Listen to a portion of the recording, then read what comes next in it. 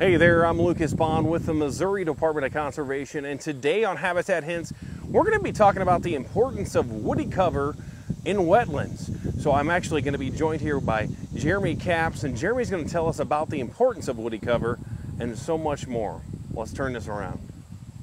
All right, hey there, Jeremy. Tell us about the importance of woody cover near wetlands and why it's so important.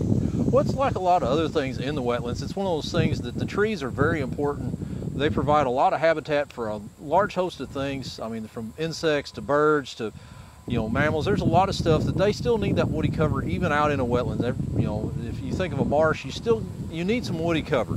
The big thing that we manage these for, a lot of it is willows and cottonwoods. Everybody always thinks of as far as oak trees, but willows and cottonwoods are just as important because they provide what's called thermal cover, and that's the places for the ducks to get into when it gets really late winter and they need that place to get in and out of the wind, and they can really find some good cover.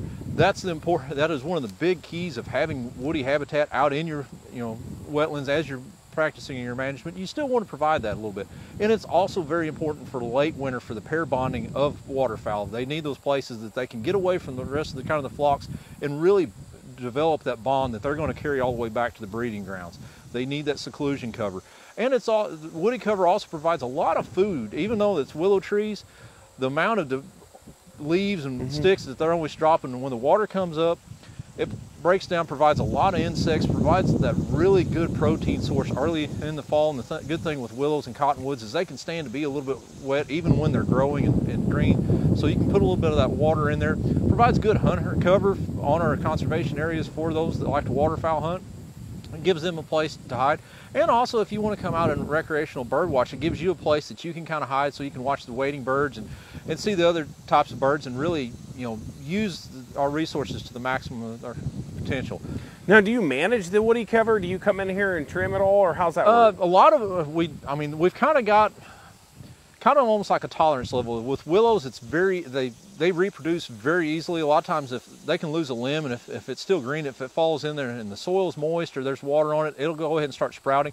So you can almost get too thick. So a lot of times what we will use is we'll try to use herbicide treatments on a little bit to kind of suppress it a little bit. Or you can go in and do a little bit of TSI where you do some hack and squirt, and once the willows get too established, and kind of thin them down, because you want little pockets of it. It's really good to like this, but it needs openings in it, so that way the birds are still able to work all the way through it. The waterfowl and stuff can get in there.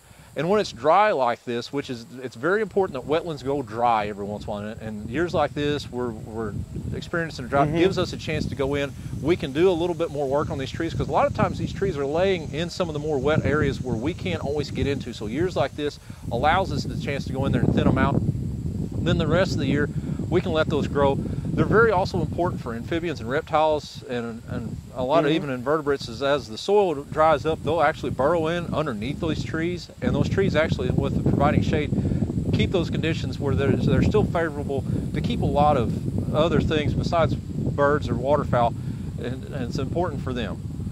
Where can we learn more about woody cover near wetlands? You can look on our website. There's good information on that. Reach out to your local private lands conservationist or your forester. We've got a really good team of foresters across the state.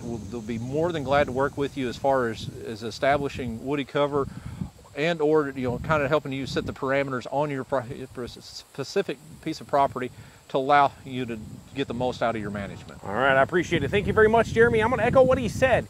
You can learn more about woody cover on our website at mdc.mo.gov.